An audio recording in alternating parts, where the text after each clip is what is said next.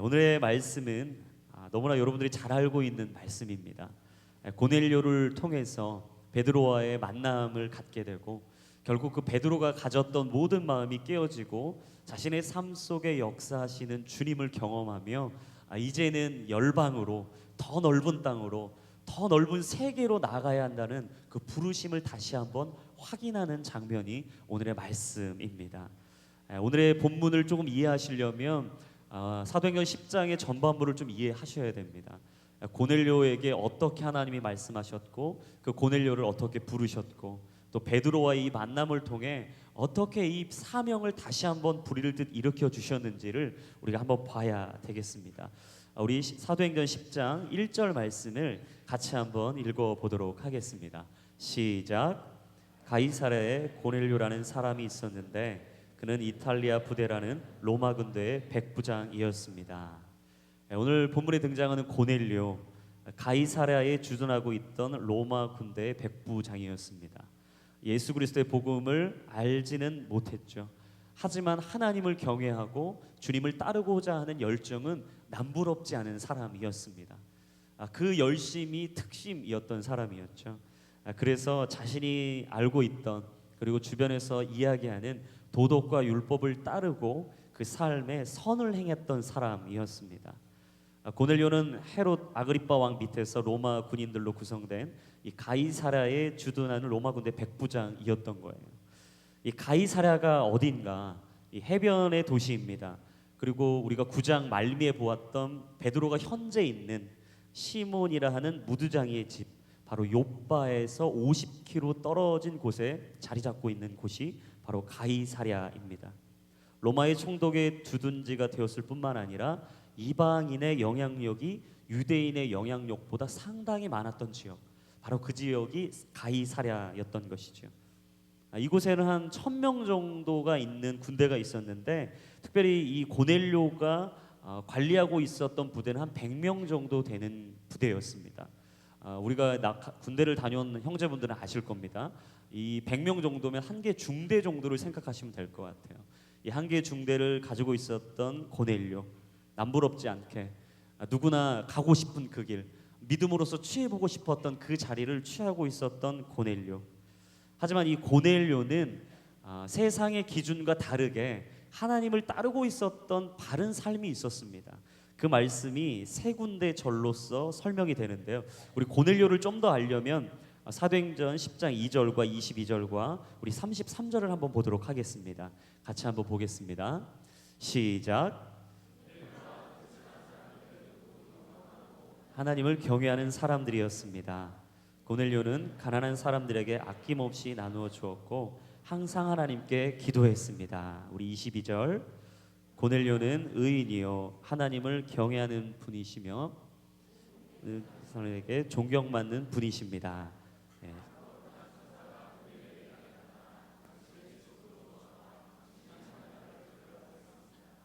우리 33절입니다.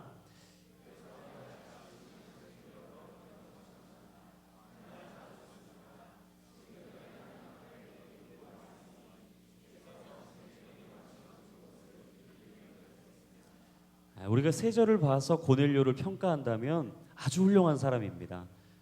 이 믿음을 가지고 있는 것을 우리가 볼 때 정말 귀하고 복되다라고 생각할 수 있죠. 법이 없어도 살만한 사람 고넬료. 남들이 남부럽지 않게 살 수 있는 사람 고넬료. 책 잡힐 것이 없었고 흠 없었던 사람이 바로 고넬료였습니다. 하지만 이 고넬료에게 두 가지 문제가 있었어요. 첫 번째는 이방인이라는 신분의 문제였습니다. 태생이 이방인이기 때문에 절대 자신이 노력하고 힘을 쏟고 아무리 삶에서 문제를 바꿔보려고 해도 해결되지 않았던 문제, 바로 이방인이라는 신분의 문제. 두 번째는 아직 하나님을 만나지 못해서 성령의 세례와 물 세례를 받지 못했다는 것이 바로 고넬료의 문제였습니다. 우리 인생을 살아가다 보면 누구나 다 한 가지 정도의 문제는 가지고 살아갑니다.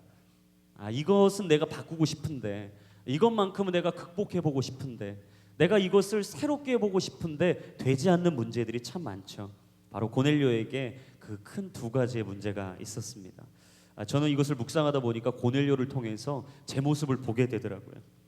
그리고 우리 한국교회의 현실을 보게 됐습니다.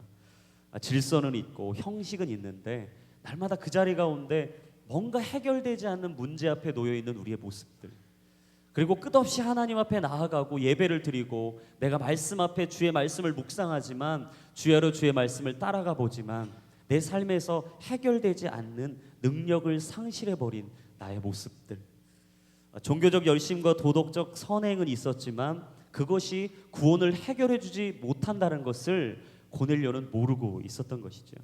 그 고넬료에게 여전히 구원받지 못한 사람으로 남아 있을 수밖에 없는 그 고넬료에게 하나님은 천사를 보내주십니다. 그리고 그 천사를 보내주셔서 환상 중에 자신이 이제는 더 이상 고넬료의 이 신분으로 멈춰 있을 사람이 아니라 하나님의 사람으로 새로워질 수 있는 방법을 알려주셨던 거예요. 그 환상이 바로 베드로가 와야 한다라는, 베드로를 초청해야 된다라는, 그 베드로의 말을 들어야 한다라는 환상을 보여주십니다. 그리고 고넬료는 두말하지 않고 즉시로 집안에 있었던 하인 둘과 경건한 병사 한 사람을 베드로가 있는 욥바로 보냅니다. 여기서 고넬료의 영적 상태를 알게 되죠. 이 고넬료는 이 영적 상태가 아주 깨끗한 사람이었어요. 하나님의 말씀이 들리면 바로 순종했던 사람이었습니다. 바로 즉각적인 순종이 있었던 사람. 사랑하는 여러분, 하나님께서 우리에게 감동을 주실 때 즉각적인 순종을 하는 저와 여러분들이 되기를 예수님의 이름으로 축복합니다. 순종은 즉각적인 거예요. 영적인 사인을 주실 때 고민하지 마세요. 하나님이 우리에게 감동을 주실 때 갈등하지 마세요. 내게 기도의 자리가 회복돼야 된다고 주님이 뭔가 영적으로 내게 사인을 주실 때 머뭇거리지 마세요. 바로 기도의 자리로 가십시오. 하나님이 부르시는 자리로 가세요. 그리고 내게 새벽을 깨워야 된다고, 새벽의 영성이 회복돼야 된다고, 새벽 미명에 기도하시고 때와 시를 가늠하지 않으시고 기도하셨던 그 주께서 내게 기도의 사인을 주실 때 새벽의 자리로 나아가십시오. 우리 홀리스타가 있습니다. 기도할 수 있는 자리가 있습니다. 여러분, 하나님이 영적으로 우리에게 말씀하실 때 바로 순종하고 즉각적으로 주의 손을 잡는 저와 여러분의 되기를 예수님의 이름으로 축복합니다. 바로 고넬료가 그랬다는 거예요. 고민하지 않았어요. 갈등하지 않았어요. 깨끗한 사람이었어요. 그리고 하나님이 말씀하신 그 길로 갔어요. 바로 순종이 제사보다 낫고 듣는 것이 숫 양의 기름보다 낫다는 그것을 고넬료는 알고 있었던 것이죠. 그러면서 그 고넬료가 9절과 12절에 새로운 사건 하나를 만나게 됩니다. 우리 사도행전 10장 9절에서 12절까지 말씀 같이 한번 읽어보도록 하겠습니다. 시작.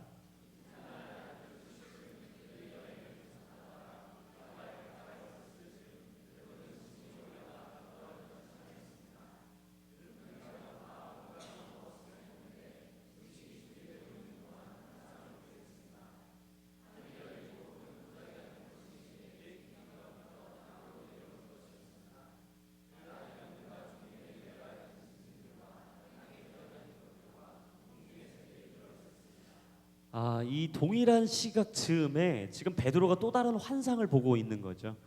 하나님께서 고넬료에게도 환상을 주셨고 지금 베드로에게도 동일한 환상의 사건으로 찾아오십니다. 그리고 이 베드로에게 내가 있는 그곳에서 이 환상을 본 이후에 내가 어떻게 반응하겠느냐라고 주님이 물으시는 것이죠. 시몬이라는 무두장의 집에 유대인 사도 베드로가 여러 날을 묵고 있었습니다.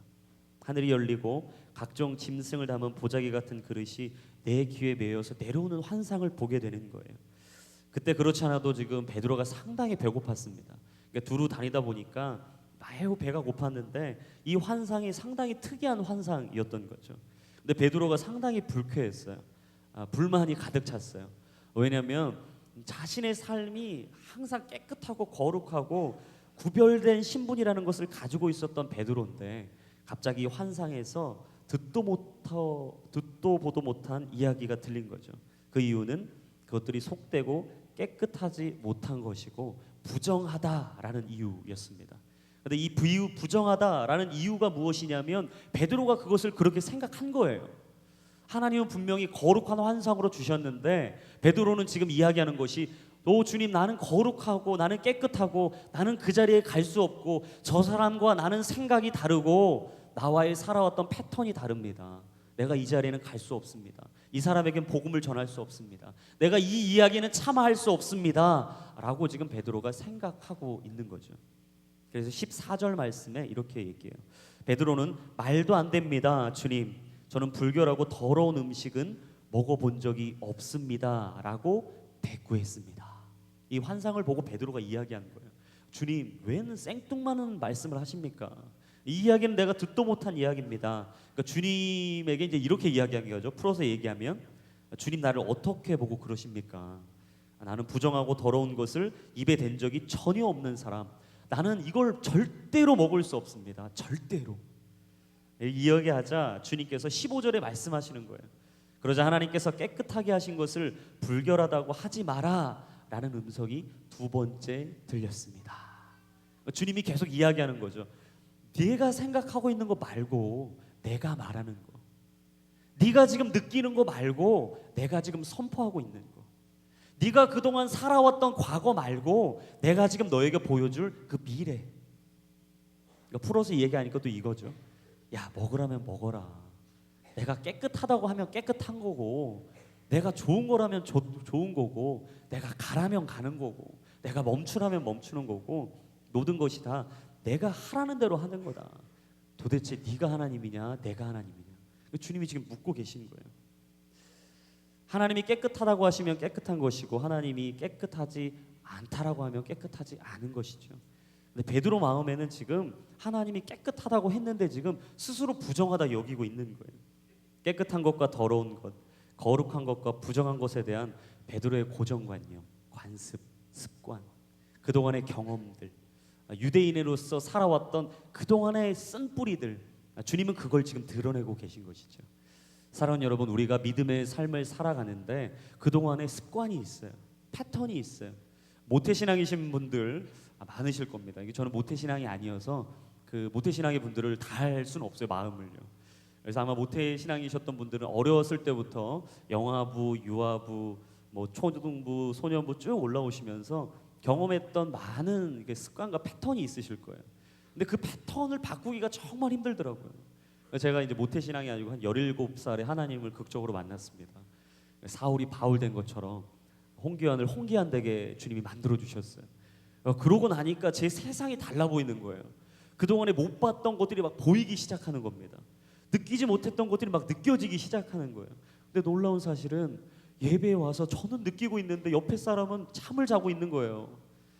왜 이렇게 자고 왜 이렇게 감동을 안 느끼는 건지 나눔을 해봤더니 그동안에 너무 많이 들었대요.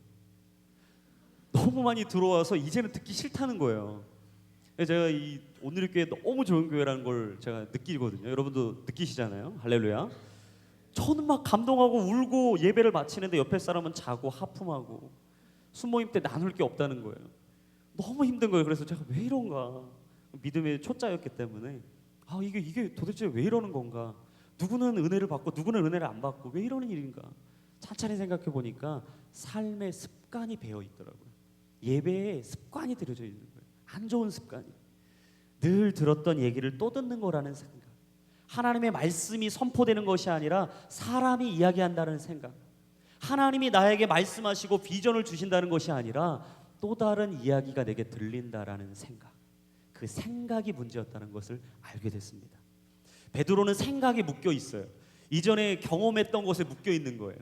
그리고 그동안에 경험했던 것과 전혀 다른 이야기가 들리니까 이가 막 느껴지지가 않고 새로 막 이 변화를 주고 싶지가 않은 것이죠. 하나님의 의도와는 전혀 다른 인생을 살고 있는 것이죠.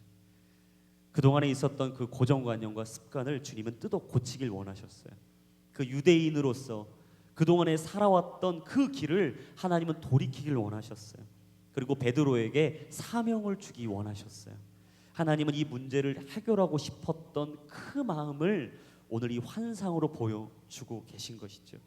한 걸음 한 걸음 베드로를 다듬어 가고 계십니다.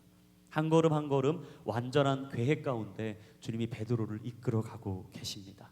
꼭 토기장이가 그릇을 한 시간 한 땀 한 땀 만들어 가듯 베드로를 빚어가고 계신 것이죠. 사랑하는 여러분, 하나님이 우리의 인생을 빚어가시는 줄로 믿습니다. 오늘 이 시간에도 우리에게 말씀하시는 줄로 믿습니다. 그동안에 있었던 고정관념이 깨어지고 하나님을 예배하는 참 예배자의 모습이 회복되기를 주님의 이름으로 축복합니다. 하나님께서 오늘 우리에게 임하실 때 그 놀라운 역사가 일어날 것입니다. 여러분, 그 마음을 활짝 여세요. 그리고 생각의 문을 활짝 여세요. 주님이 들어오실 틈을 주세요. 주의 말씀이 스며들 기회를 주세요. 그리고 주께서 우리에게 말씀하실 때 아멘으로 화답하세요. 할렐루야. 그렇게 우리는 아멘하는, 아멘, 예 그렇습니다. 아멘, 예 그렇습니다. 하나님의 말씀이 선포될 때 아멘, 예 그렇습니다. 그렇게 될 것입니다. 우리는 선포하는 것이죠. 베드로가 지금 충격을 받은 거예요.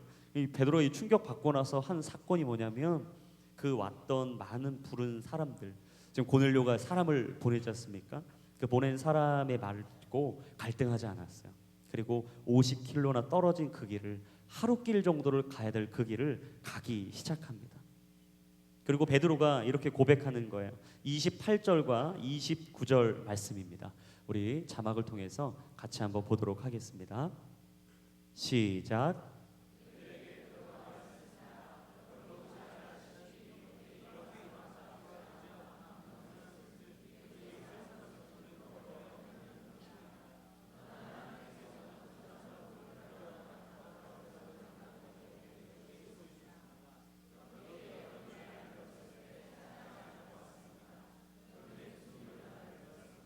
이 베드로 고백을 보니까 분명히 환상 이후에는 마음이 바뀌어가지고 새 사람이 된 줄 알았는데, 막상 가고 나서 지금 고넬료 집 사람들한테 말하고 있는 내용은, 아직도 나는 유대인, 넌 이방인. 나는 먼저 부름받은 자, 넌 아직 아닌 자. 나는 거룩하게 주일 예배를 드리고 있는 사람, 너는 안 믿는 사람. 나는 주의 집에서 태어난 사람, 너는 안 믿는 집에서 태어난 사람. 지금 아직도 베드로 마음에 그 고정관념이 깊이 뿌리 내리고 있는 거죠. 여러분, 쓴 뿌리는 잘 뽑히지 않아요. 그래서 습관을 잘 들이는 게 중요합니다. 그러니까 습관이 바로 되지 않으면 이게 삶을 살아가기가 너무 어려운 거예요. 그러니까 베드로가 아직도 그 생각에서 벗어나질 못하고 있는 거죠. 하지만 고넬료로부터 자신을 청하게 된 사연을 듣습니다. 여차저차해서 내가 환상을 보았고, 그때 당신 베드로가 어디 있다고 주님이 말씀해 주셨고, 그리고 나에게 불러오라고 말씀하셨고, 그에게 들어라 라고 말씀하셔서, 그래서 내가 당신을 불렀습니다 라고 이야기를 듣고 있는 거예요. 이 이야기를 듣고 나니까 베드로가 깜짝 놀라는 거죠. 아니, 나만 환상을 본 줄 알았는데, 나만 거룩한 줄 알았는데, 나만 깨끗한 줄 알았는데, 나만 잘 믿고 있는 줄 알았는데, 하나님이 고넬료에게도, 이방 사람에게도, 그 민족에게도, 그 열방에게도, 그 땅에도, 그 드넓은 그곳에, 오지와 같은 그곳에 하나님이 찾아가 주셨다는 거룩한 충격을 받은 거예요. 이 거룩한 충격 앞에 이 베드로가 감당이 안 되는 거죠. 이 마음이 막 감당이 안 되는 거예요. 그래서 오늘 본문의 34절과 35절 말씀에 이렇게 선포합니다. 우리 자막을 통해서 같이 한번 보겠습니다. 같이 한번 읽습니다. 시작.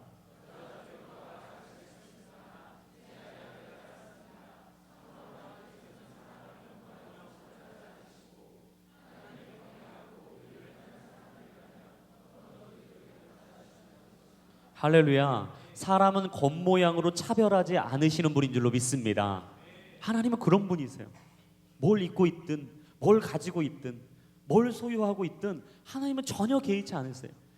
우리가 작은 것을 가지고 있을지라도 하나님 안에 있을 때 기뻐하시고, 우리가 비록 하나님이 원치 않은 길을 가고 있을지라도 돌이키는 그 마음의 중심이 있을 때 주님은 기뻐하신다는 거죠. 그리고 어떤 민족이든 피부색이 검든 붉든 박든 전혀 개의치 않으신다는 거예요. 5대양 6대주를 동일하게 사랑하시고, 모든 열방의 민족을 동일하게 사랑하시고, 오늘 이 시간에도 하나님이 친히 그들에게 찾아가시고 사랑으로 그들에게 손을 내밀어 주시고, 오늘도 그 손길을 잡아 주신다는 거죠. 할렐루야. 하나님이 지금 베드로를 통해 감격스러운 선포가 터지게 하는 거예요. 베드로가 이제는 막 말할 수 없는 그 감격 속에 선포하는 거죠. 내가 이제 그 하나님을 믿습니다. 그 하나님을 경험합니다. 그리고 당신들에게 했던 그 마음을 내가 이제는 회개합니다. 베드로가 마음을 돌이키고 있는 거예요. 이 얼마나 멋진 감동의 고백인지 모르겠습니다. 저는 이 사람을 겉모양으로 차별하지 않는다, 이 말씀을 상당히 중요합니다. 왜냐하면 제 외모가 상당히 특별하진 않거든요. 특출나지가 않아요. 형제분 중에서는 저보다 키 작은 사람이 별로 없습니다. 할렐루야. 저를 통해서 위로 많이 받으십시오. 저는 하나님께 너무 감사해요. 어렸을 때는 하나님 안 만났을 때는 원망했어요. 하나님, 그때는 하나님을 몰랐으니까 늘 절망하는 인생이었어요. 힘들었어요. 키가 언제 크나 맨날 이렇게 키 쟀어요. 옆에 안 자라요. 자꾸 안 자라는 거예요. 힘든 거예요. 아버지 어머니 키를 보면서 원망도 하고, 왜 저렇게 유전자가 작으실까? 그래서 내가 이 정도가 안 되나? 남들은 작아도 크던데 막 혼자 한번 계속 허리를 펴보고 안 되더라고요. 근데 하나님 만나고 나니까 내 인생이 재해석되기 시작하는 거예요. 하나님의 역사가 일어나니까 내 인생이 새로 보이는 거예요. 베드로에게 지금 그 사건이 벌어진 거죠. 사무엘상 16장 7절 말씀에 주님 이렇게 말씀하십니다. 같이 한번 읽어보겠습니다. 키를 보지 마라. 나는 그를 이미 버렸다. 내가 보는 것은 사람이 보는 것과 다르다. 사람은 겉모습을 보지만 여호와는 마음의 중심을 보신다. 아멘. 제가 제일 좋아하는 말씀 중에 하나입니다. 할렐루야. 하나님 키를 안 보신다는 거예요. 외모를 따지지 않으신다는 거죠. 네가 이쁘든 못생겼든 사람이 평가하는 거고, 내가 키가 조금 더 크든 좀 더 작든 사람의 기준이 다를 뿐인 거고, 내가 좀 더 잘 살든 못 살든 남들이 보기에 기준에 존이 더 있고 적은 것이고 전혀 상관없다. 주님 말씀하시죠. 편견이 깨트려지고 장벽이 무너지는 사건이 벌어진 거죠. 이방인을 향한 복음의 진군을 위한 새로운 빛이 완성되기 시작하고 있는 거죠. 유대인의 중심으로 계속해서 이끌어졌던 복음의 전파가 이제는 이방인의 복음으로 들어가기 시작하는 놀라운 사건의 시발점이 일어나고 있는 거예요. 그리고 하나님께서 그 놀라운 베드로에게 새로운 일들도 보게 하시는 거죠. 그리고 주님 말씀하시는 거예요. 하나님께서 하시는 일을 누가 능히 막겠느냐? 여러분, 하나님이 행하시는 일을 누가 막겠습니까? 하나님이 하시겠다는데 누가 막겠습니까? 하나님이 그 일을 이루시겠다는데 누가 막겠습니까? 하나님이 그 사람을 새롭게 하겠다는데 누가 막겠습니까? 하나님이 그 사람을 주의 사랑으로 이곳으로 데려오겠다는데 누가 막겠습니까? 주님이 열방으로 나아가 그 나라를 새롭게 하시겠다는데 누가 막겠습니까? 믿음의 사람들이 그곳으로 나아가 주의 복음을 간절히 선포하겠다는데 누가 막겠습니까? 막을 사람이 없다는 거죠. 그 고백 속에서 38절 말씀에 이렇게 고백하세요. 오늘 본문의 38절 말씀 같이 한번 읽어보겠습니다. 시작.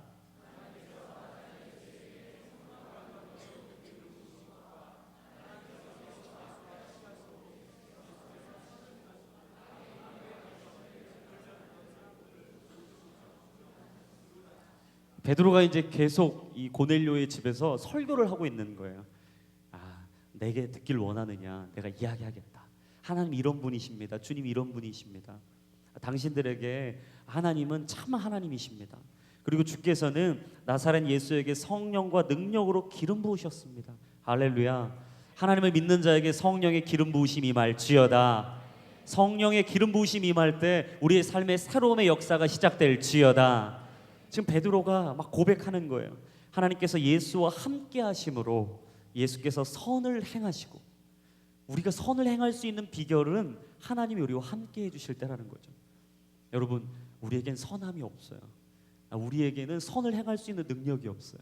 우린 죄인이기 때문에 우리는 선을 행할 수 있는 능력이 없어요. 그래서 우리가 선을 행하려면 하나님께 기도해야 돼요. 깨끗해지려면 하나님께 기도해야 돼요. 내 삶을 정돈하려면, 무질서의 삶을 질서로 잡으려면 기도해야 돼요. 그 기도의 능력을 덧입으셔야 돼요.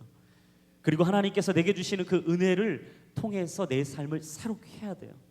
그리고 이야기하시죠. 마귀의 능력 아래 짓눌려 있던 사람들을 모두 고쳐주셨다. 할렐루야. 눌려있는 자에게 자유가 임할지어다. 어둠의 영에 쌓인 모든 영혼의 심령마다 거룩의 영이 임할지어다. 하나님이 그렇게 하셨다는 거죠. 그래서 주님께서 마태복음 4장과 마태복음 9장에 하신 역사가 있어요. 하나님께서 예수 그리스도를 이 땅에 보내시고 예수님이 행하신 큰 사역 세 가지가 있습니다. 주님이 가르치셨고 전파하셨고 고치셨어요. 계속해서 이 공생의 시간을 보내시는 동안 예수님은 이 사역을 멈추지 않으셨습니다. 여러분, 배우셨다면 가르치시길 축복합니다. 가르치는 사역을 멈추지 않으셨어요. 끝없이 가르치셨어요. 그리고 주님은 가지신 복음을 끝없이 전파하셨습니다. 복음의 능력을 아셨던 거죠. 두루 다니시며 전파하셨어요. 가리지 않으시고 전파하셨어요. 민족을 가리지 않으시고 땅을 가리지 않으시고 마을 고을을 가리지 않으시고 계속 전파하셨어요. 그리고 마지막 하셨던 사역이 무엇이냐면 고치셨어요. 가르치셨고 전파하셨고 고치셨어요. 아파하는 자를 고쳐주셨어요. 힘들고 억눌려 있던 자들을 고쳐주셨어요. 아무도 주목하지 않는 그 사람을 찾아가 주셨어요. 누구도 보지 않은 그 사람에게 다가가 주셨어요. 손잡아주지 않는 그 사람의 손을 잡아주셨어요. 그리고 그에게 함께 가자고 일으켜 주셨어요. 사랑하는 여러분, 우리에게 먼저 택함 받은 자의 사명이 있습니다. 그건 바로 가르쳐야 되는 사명이고 전파해야 되는 사명이고 고쳐야 하는 사명입니다. 오늘 우리가 끝없이 하나님의 그 사명 앞에 나아갑니다. 그래야 할 때 우리에게 주신 이 부르심의 사명이 무엇이냐? 가르치고 전파하고 고쳐야 한다라는 것. 바로 이 사명의 부르심 앞에 있을 때 우리는 또다시 그 하나님의 사명을 부릴 듯 일으키게 될 수 있다라는 거죠. 사랑하는 여러분, 우리 삶 가운데 혹시 잊혀진 사명이 있습니까? 지워져 있는 비전이 있습니까? 아직 내 안에 새겨지지 않는 꿈이 있습니까? 여러분 안에 가르치고 전파하고 고치는 사명이 회복되기를 예수님의 이름으로 축복합니다. 그 사명 앞에 44절과 45절에 이렇게 이야기합니다. 같이 한번 읽겠습니다. 시작.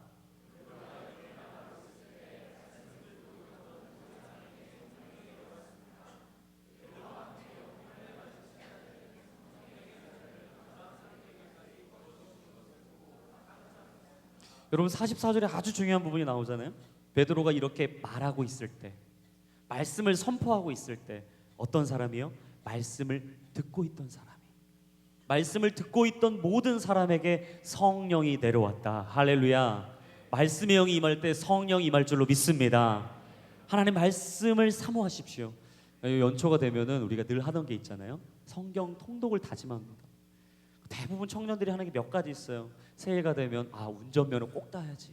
운전면허 없는 분들은 계속 이제 운전면허에 대한 사모함이 일어납니다. 차만 보면 막 부릴 듯한 마음이 일어나는 거예요. 내가 저걸 몰아야 되는데, 내가 어떻게든 이걸 따야 되는데. 또 한 가지 일어나는 게 뭐죠? 언어에 대한 막 욕망이 막 일어나는 거예요. 내가 그동안 정복하지 못했던 그것을. 제가 강남 홀리스타를 이게 쭉 가보니까 저희가 그 강남역 근처에 있는 파고다 어근의 11층 거기에 있습니다. 이게 제가 이 홀리스타를 다녀보니까 파고다 어학원에 패턴이 있는 것 같아요. 아직 제가 한 해를 다 안 보내서 잘은 모르겠습니다. 저는 좀 약간 분석적이라 제가 2주밖에 안 돼서 분석을 했어요. 놀라운 사실은 분명히 첫 주에는 제가 봤을 때는 오는 사람이 없었거든요. 별로. 강의가 저희 11층에는 강의가 안 열렸어요. 근데 갑자기 부릴 듯한 마음이 일어난 것인지 갑자기 막 저희 층에도 막 그 이제 강의실이 없어서 저희 층까지 올라와서 강의실이 개강해서 막 개설되기 시작하는 거예요. 이유가 뭘까요? 이제 공부하고자 하는 마음이 막 일어난 거죠. 여러분 이렇듯 우리 마음에 또 새해에 영적인 새해의 첫 출발의 첫 단추 늘 생각하시죠? 내가 성경을 통독하리라. 성경이 66권인데 내가 이걸 꼭 통독하리라. 여러분 마음 가운데 이 마음이 일어나셨다면 결단하시고 순종하길 축복합니다. 나가실 때 저희가 이제 말씀에 1년 스케줄 표가 있습니다. 저번 주에 나눠드렸거든요. 혹시 저번 주에 못 오셔서 못 받으신 분들 나가시면서 하나씩 챙겨가세요. 그리고 펜으로 지워가시면서 하나하나 스케줄을 잡으세요. 어떤 것보다도 말씀에 우선순위를 두십시오. 삶의 말씀에 우선순위를 둔 인생은 하나님께서 선하게 이끌어 가십니다. 길을 보여주십니다. 문이 열리기 시작합니다. 시온의 대로가 열리기 시작합니다. 왕의 대로가 열릴 줄로 믿습니다. 그게 말씀의 능력이라는 거예요. 말씀이 임하니까 놀라운 역사가 일어난 거죠. 기적의 역사가 일어나기 시작한 거예요. 이것을 보면서 베드로가 충격을 받은 거예요. 충격을 받은 이후에 45절에 이렇게 이야기하죠. 신자들은 성령의 은사를 이방 사람들에게까지 부어주신 것을 보고 깜짝 놀랐습니다. 깜짝 놀란 거예요. 아니 이방에도 성령이 임한다고? 이방인들에게도 동일한 성령의 역사가 일어난다고? 지금 내가 알지 못하는 그 땅에 하나님께서 역사하신다고? 나는 그냥 이 땅에서 사는 것만으로 끝날 줄 알았는데 나는 대한민국 이 자그마한 땅이 전부인 줄 알았는데 저 북녘 땅에도 복음이 필요한 사람들이 있다는 것인가? 나는 한 민족 안에만 갇혀 있어서 우리 민족 하나면 된 줄 알았는데 우리 근처에 있는 아시아에 있는 많은 민족들이 주께 돌아와야 된다라는 사인들. 오대양 육제도에 있는 모든 민족과 나라마다 하나님이 친히 가길 원하신다는 그 마음들. 지금 베드로가 충격을 받은 거죠. 복음은 유대인과 헬라인, 할례자와 무할례자 사이에 담을 헐고 하나님께서 온전히 하나와 연합을 이루는 능력의 역사라는 것인 줄로 믿습니다. 그 복음의 앞에 지금 베드로가 있는 거예요. 바로 그것이 복음의 능력인 걸 안 거예요. 다름이 틀림이 아니고 서로 다른 곳에서 일어남이 절대 구별과 차별이 아님을 알았던 베드로가 이제 복음의 능력 앞에 있게 되는 것이죠. 누구도 제한할 수 없고 누구도 그것을 막을 수 없는 복음의 역사, 동과 서가 하나 되고 남과 북이 연합될 수 있는 한 가지의 비결, 복음의 능력. 다른 삶을 살아오고 다른 인생을 걸어오고 많은 인생의 걸음 앞에 우리가 또다시 만나게 되고 그 만남 속에서 서로 다름을 통해 힘들고 어렵고 관계가 깨어질 때도 있지만 우리는 또다시 복음 앞에 하나가 될 수 있다라는 것, 바로 그것이 복음의 능력인 줄로 믿습니다. 여러분 가정 안에 복음의 능력으로서 하나 되게 될 줄로 믿습니다. 여러분 직장 안에 복음의 능력으로 하나 되는 놀라운 2016년 되기를 축복합니다. 여러분 이 복음의 능력을 사용하는 거예요. 사라진 이방인과 유대인의 구별, 바로 한 성령과 한 세례, 한 교제의 역사. 결국 고넬료 사건, 바로 베드로의 환상을 통해 주님이 오늘 우리에게 주고자 하는 것은 연합과 하나됨과 바로 복음의 전진이라는 것이죠. 베드로는 이 사건 이후에 멈출 수 없는 마음이 있었습니다. 그래서 마지막 46절과 47절 말씀에 이렇게 고백합니다. 우리 46절과 47절 말씀 시작.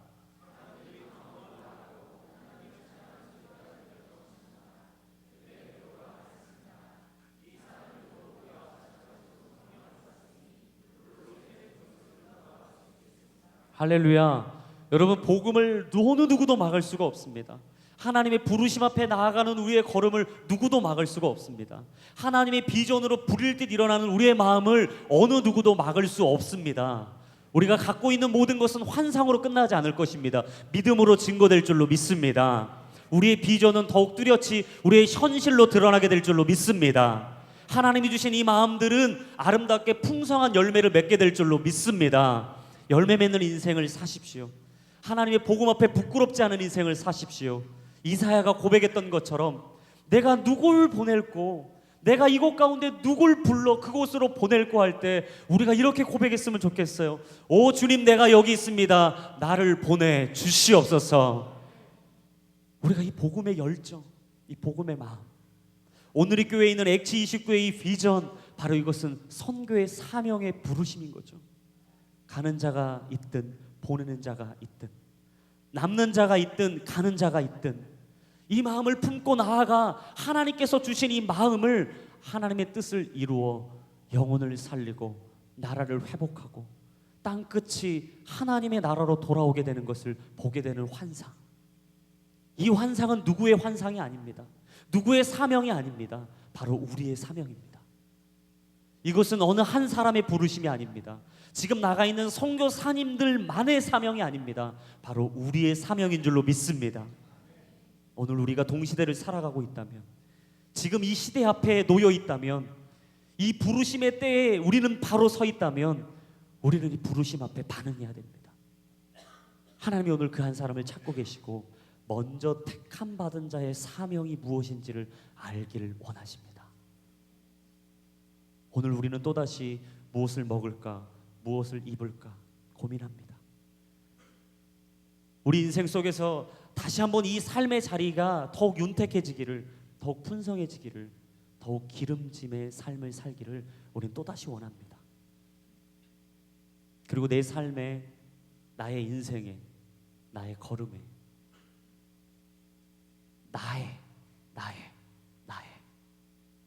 나의 것을 부르고 나의 것을 보고 나의 것을 이야기하지만 우리는 또다시 하나님 부르심 앞에 우리를 보아야 한다는 것이죠. 주님은 나를 넘어 우리를 보길 원하시고 이곳을 넘어 저곳으로 가길 원하십니다. 이 땅을 넘어 저 땅을 보길 원하시며 드넓은 그 대지 앞에 하나님이 주시고 하나님이 보게 하시고 하나님이 알게 하시는 그 베드로가 멈추지 않고 50km의 길을 걸어가며 또다시 이방에도 그 복음이 전해지고 성령이 임하고 놀라운 그 역사 앞에 나는 당신 앞에 말하기를 누가 이것을 막겠습니까? 라고 말했던 놀라운 고백, 바로 그 고백이 저와 여러분들의 고백이 되기를 예수님의 이름으로 축복합니다. 이 시간에 함께 기도하며 나아가길 원합니다. 우리가 오늘 이 말씀을 기억하며 기도하길 원합니다. 여러분, 우리는 청년입니다. 청년을 넘어 하나님의 자녀입니다. 그렇다면 우리는 하나님께서 주신 이 마음과 사명 앞에 이 마음을 토해야 된다라는 고백이 있어야 되죠.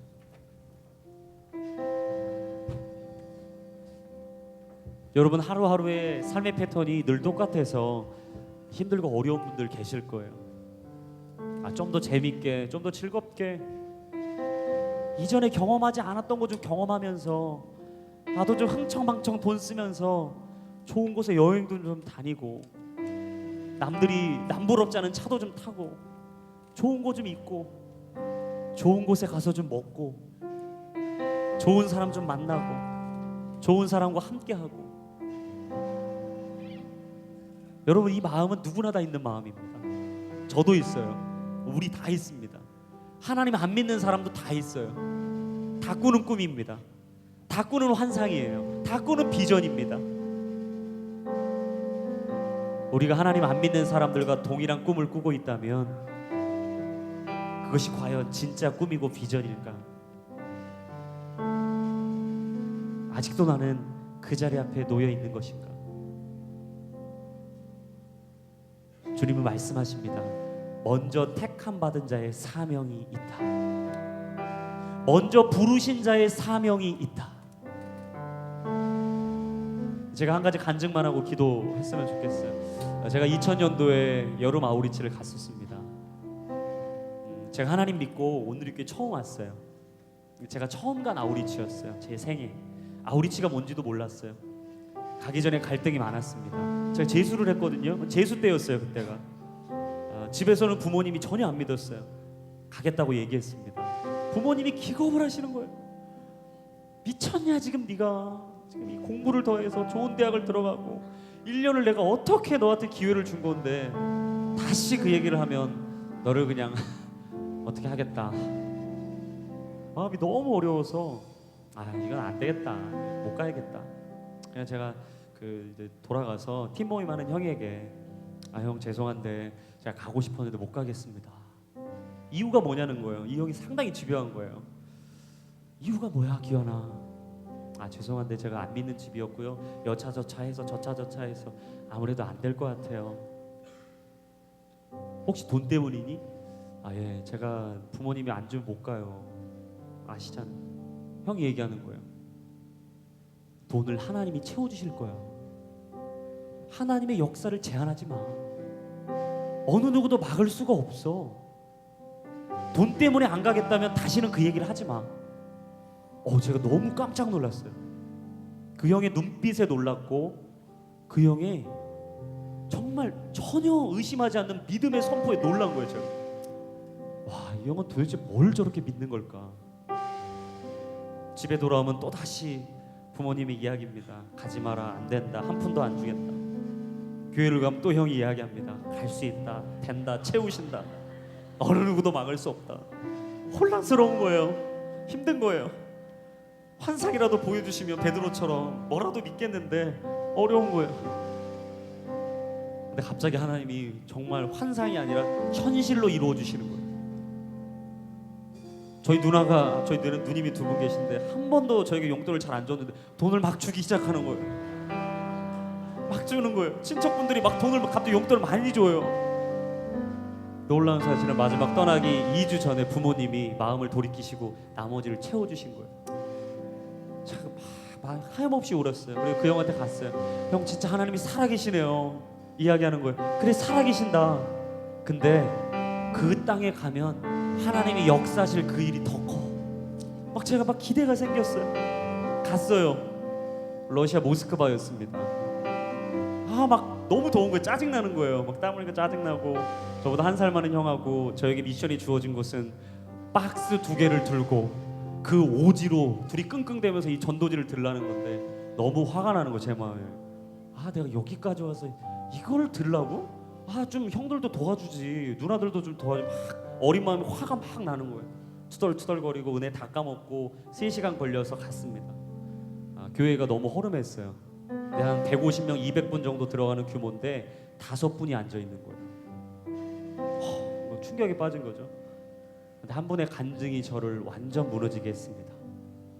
한 자매님, 젊은 분이었어요. 그 자매가 이야기합니다.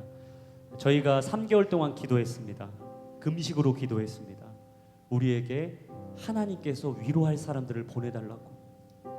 하나님이 살아계시다면 우리에게 살아계시다는 증거로 우리를 도울 사람들을 보내달라고. 우리 5명 갔다는 건 전도 못하니까, 이 일대가 너무 힘드니까 술 취함으로, 음란함으로, 간음으로 가득 찬 이 땅을 우리는 품을 수 없고 벌써 이 교회에 많은 사람들이 떠나버렸으니까 사람을 좀 보내달라고 3개월 기도했다는 거예요. 근데 그분이 울면서 얘기해요. 바로 당신들이 기도의 응답이라고. 제가 진짜 그때 들었던 그 감동을 잊을 수 없습니다. 하염없이 울었어요. 그곳에서. 이런 내가 기도 응답이라니, 이런 내가, 하찮은 내가, 아무것도 보잘것없이 할 수 없는 내가, 불만 불평하고 이곳 가운데 3시간 동안 땀 흘리며 짜증내고 왔던 내가, 믿지 않는 우리 집이, 이방인과 같은 내가, 너무 그 마음이 너무 커서 저는 같이 예배를 드릴 수가 없어요. 하염없이 울고만 있었습니다. 그래서 제가 전도라는 걸 그렇게 처음 해봤어요. 나가서 막 전도지를 전했어요. 말이 안 통해요. 막 전했어요. 놀라운 사실은 그 교회가 나중에 소식을 전했는데 채워진다는 거예요. 할렐루야. 여러분, 어느 누구도 우리의 사명을 막을 수 없는 줄로 믿습니다. 하나님의 역사는 우리의 기대와 전혀 다르게 일하시는 분인 줄로 믿습니다. 여러분, 제한하지 마세요. 하나님을 제한하지 마세요. 내 삶을 제한하지 마세요. 안 된다고, 못한다고, 할 수 없다고 더 이상 이야기하지 마세요. 하나님은 역사하시는 분인 줄로 믿습니다. 기적의 하나님인 줄로 믿습니다. 죽은 자를 살리시고 없는 것을 있게 하시는 그 아브라함의 하나님이 우리의 하나님이 되시는 줄로 믿습니다. 그 하나님은 살아계십니다. 그 하나님은 역사하십니다. 오, 주님을 찬양합니다. 우리 같이 이 시간 기도할 때, 오 하나님, 주님은 살아계시는 여호와 하나님인 줄로 믿습니다.